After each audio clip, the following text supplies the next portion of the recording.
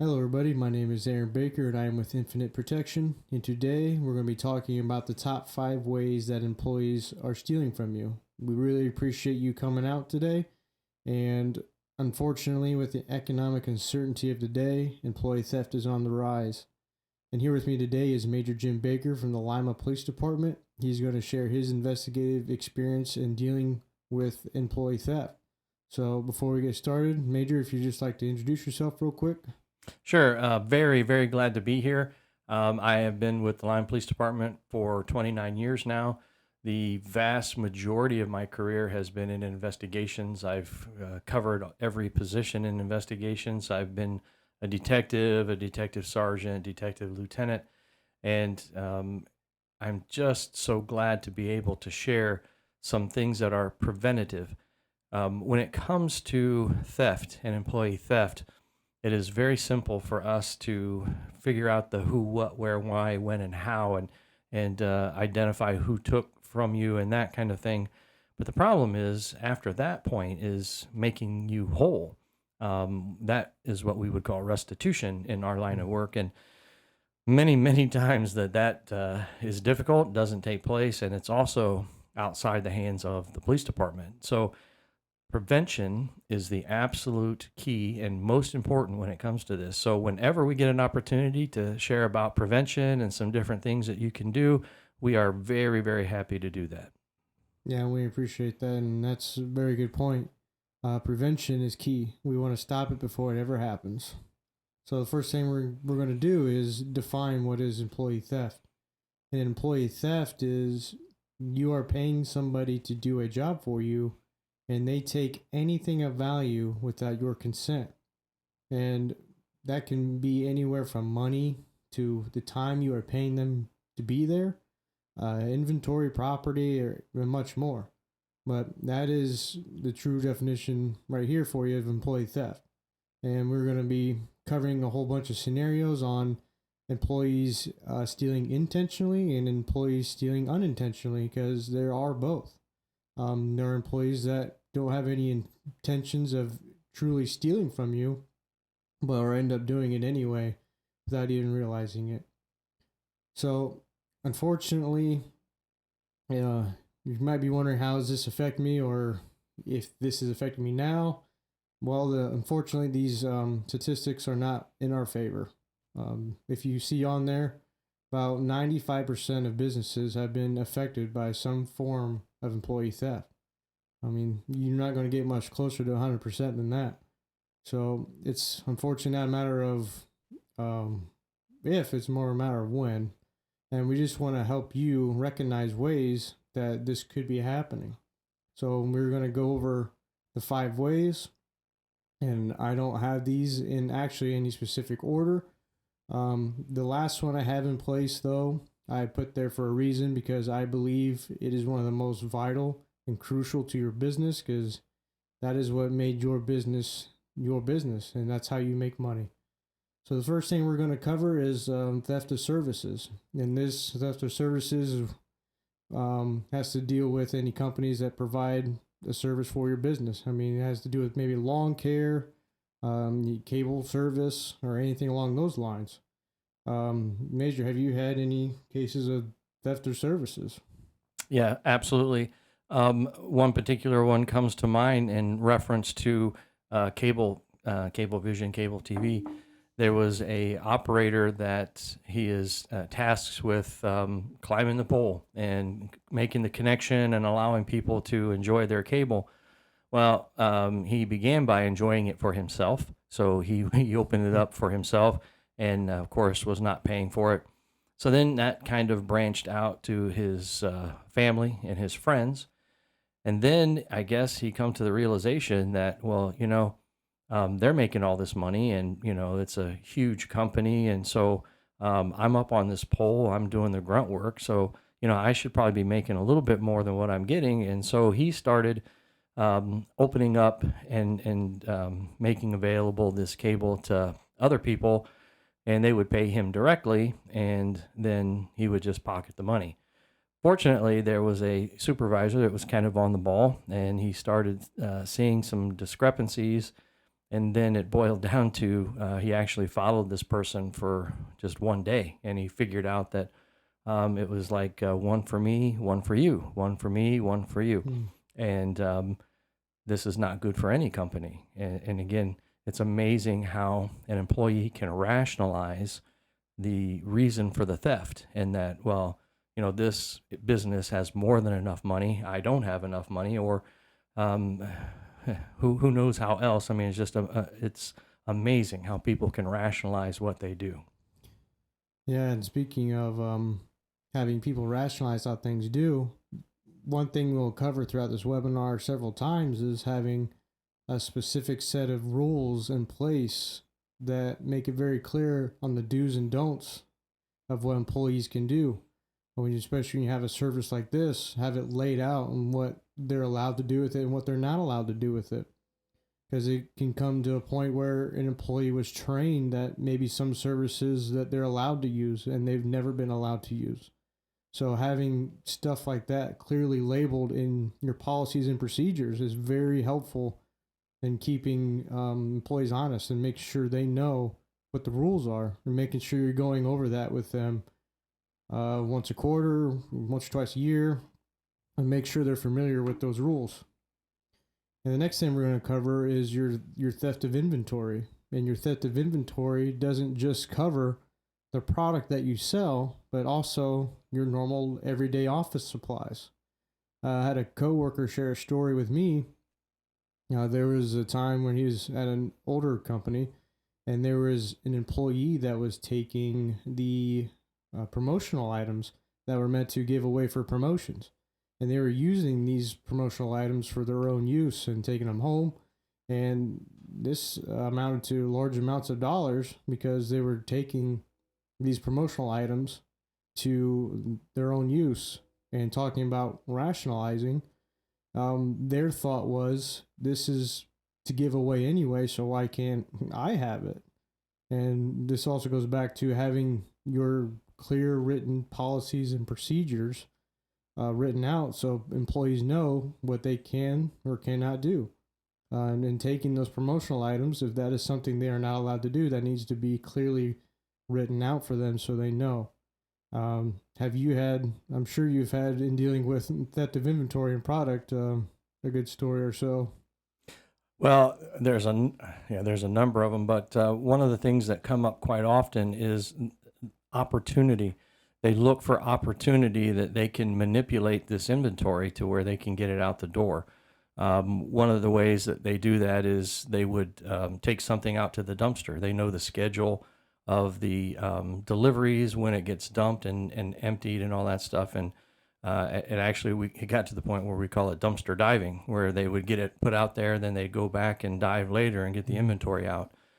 The other issue is them looking for specific placement of cameras and looking for dead spots in the building, especially if they're in a large warehouse and they are looking at taking sometimes a whole lot of things. A lot of times we think it's just small things, and sometimes it is over time small things, but sometimes it's a whole pallet, or it's more than one pallet, and they look for cameras and see where's a dead spot, and then also how can I get it out of the door and not be recognized. And so this is something that we see, unfortunately, more frequent than we would like to.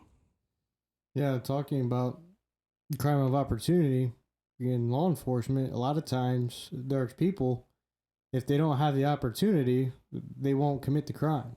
And that's why it's called the crime of opportunity. And if they have that chance or opportunity, they will take it. Yeah, an old detective once told me, as he was training me, that people put locks on their garages or garage doors, not for the dishonest people, because they'll go and they'll break that lock, but for honest people, because certain things that are put in place will help an honest person stay honest. Yeah, that's really good.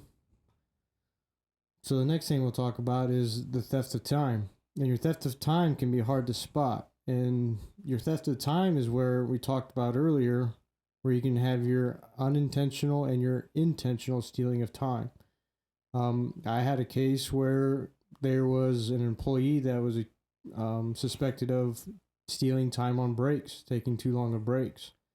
and I was able to use remote monitoring and video monitoring and an employee remote worker tool to see that this employee, in fact, wasn't intentionally stealing this time. It was more of they were just talking a little bit too long, and this employee had no intentions of taking this time from the company. And so this is where your unintentional can come into play. But there's also times where it can be very intentional. So, Major, do you have a time where there was clear intent of stealing time from an employer? Well, one particular case, it was a person that was tasked with doing inspections. And this person had to go out, do inspections, make sure a place is safe. And so he had a certain amount of time each day to do that, certain amount of inspections that he was asked to do. And what he was doing is just filling out the paperwork, but never going and actually physically looking at these places.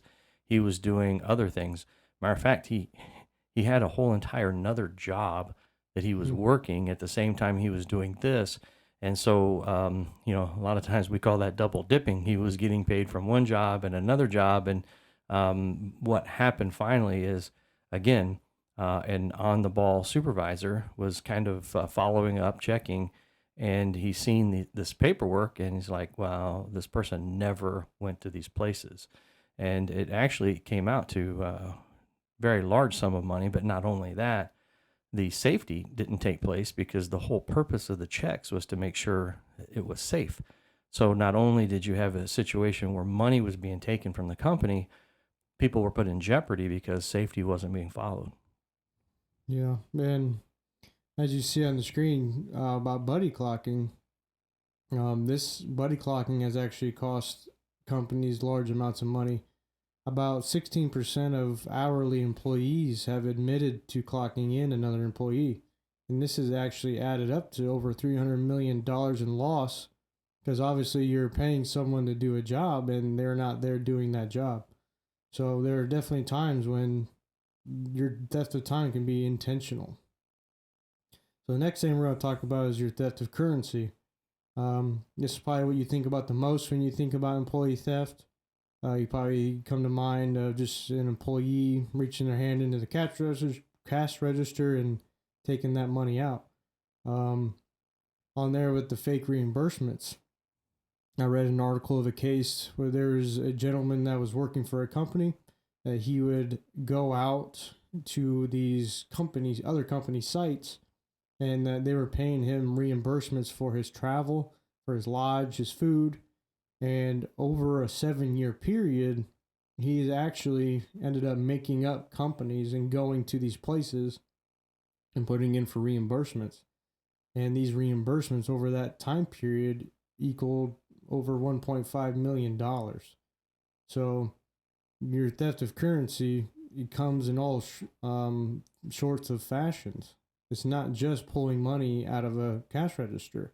And I know we were talking earlier. I know you got a good story when it comes to taking cash from somebody. There's a number of good stories, but a lot of times when it comes to just straight taking currency, it deals with a lot of businesses that deal with currency and hand to hand with cash exchanges. You know, like your restaurants and your fast food restaurants in particular, or convenience stores and things like that.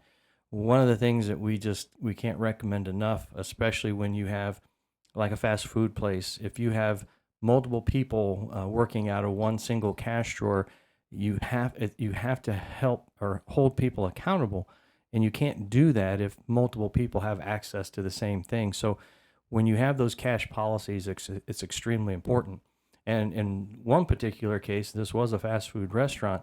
It involved actually two college students that were one was working there, one was not. And the one college student was a assistant manager, and he was tasked with taking the night deposit to the bank. And so he did that, went to the bank, and then he reported that he was robbed by 3 people, and the cash bag was stolen. Well, just a quick check of the video of the bank revealed that it wasn't 3 people, it was one person, and that one person happened to be his roommate, his college roommate. And they had worked this all out and were going to split the money. Unfortunately, it didn't work out well for them. And just, again, they're only limited by their imagination on how they try to steal from you. Yeah, and luckily that bank had very good camera placement Yes. in this case. And having proper camera placement in your place of business is very vital as well. Cameras can not only help prevent crime, but if something were to happen, you need to be able to identify what is happening. There are kind of two types of camera systems in a way. One is more surveillance, where it's like an overview of the place. You can see if someone's there or not. And another one's more of what we call evidentiary value. This is when you're getting a close up shot of them. You're able to determine their height, approximate weight, hair color, hair facial features, because stuff like that is very important when making a police report in case something were to happen. And this is how you're going to be able to identify somebody. It's kind of funny. If you ever been to a gas station or a convenience store, sometimes you'll see a ruler on the door. And I know when I was younger, I used to just try to walk up to it to see how tall I was, but it's actually there for a purpose. It has helped to identify the height of a person if something were to happen. So that's what we would more consider evidentiary value type cameras. But having proper camera placement is very important. And then the last thing we're going to talk about is your data and intellectual property. And this is what has made your business your business. This is what you opened up with. This is what you sell. And having this is very important in keeping it safe. I conducted a case where an employee quit their job, and that company found out that that employee was now working for a competitor. So when they found out, they were concerned because this employee had access to a lot of data and intellectual property. And unfortunately, their fears were realized when one of their customers contacted them and said, "Hey, this competitor contacted us about selling us product." And the company knew the only way to have this client's information was to have a prior relationship with the company, and this competitor did not have that prior relationship. So now they knew that they had a client information. And not only that, they started seeing similar products coming out that were similar to their products. And during the course of the investigation, we were able to find out that this employee took the client information and product list, and which is the lifeblood of the business. And even though things ended up being in the favor of the company, they still suffered a substantial loss from it. And I know from the law enforcement world, some of these things just don't get reported, do they? Actually, the vast majority of those things do not get reported for a number of reasons. Probably the biggest reason is because businesses, they really do not want to let competitors know that they've been damaged. They don't want the public to know that they have had some issues. So a lot of times it does not get reported to the police department. A huge, huge incident of this is what we call ransomware. And most people are familiar with ransomware now because it has made its way into the media, but only an extremely small percentage of the cases that have actually happened have made it to the media. The reason being is, again, with ransomware, what happens is a bad actor will somehow penetrate the business data and will seal it up, lock it, and then tell the company that they're going to have to pay a ransom in order for them to get their data released. And oftentimes, a lot of companies will actually pay the ransom. And again, that's a risky thing because sometimes they will release it, sometimes they won't. Sometimes you get some of your data back, some of it's corrupted. But the bottom line is it is devastating to the business because not only do you not have the data that you need, but it also disrupts your day-to-day operations because it locks up things that you need to do on a day-by-day basis. These types of cases are extremely difficult to investigate because many of these bad actors are acting from outside the United States. And so this is a particular area where it's extremely important that businesses practice very, very stringent protocols, and where they also really should be evaluating and reviewing their prevention and their security protocols at the very least on an annual basis. Really, truthfully, probably more than that, because this is an area that prevention is so very important. Yeah, and not only when you get your information locked up, that downtime you have during this time is making you lose money as well. So keeping your infrastructure safe is very, very important. And so now that we've talked about some ways that employees are stealing from you, we're going to try to discuss in brief on certain ways that we can help recognize it and stop it. And one of the things we already talked about is having proper camera placement. Having proper camera placement is very important, not only for prevention, but also in case something were to happen. And having your camera system, you can always go look in your camera system and just look through it. Let's say, for instance, you have an employee that might be struggling with something in the back or a warehouse. And you go to this employee and say, hey, I was going through the camera feed and I happened to see you struggling with whatever it may be. And is there anything we can do to help? Get you another set of hands, maybe different equipment. And two things happen here. One, this employee now knows that you are looking through your camera feed and checking to make sure everything's going the way it's supposed to. And two, it also shows that you care that the employee has the right equipment, has the right help, and and talking about cameras, keeping your cameras clean. If someone walks in or an employee knows that this camera's collecting dust, there's cobwebs all over it, it's probably not likely it's used. So another thing to see employees seeing you doing is cleaning your cameras so you know that you're paying attention to them. Having an auditing system.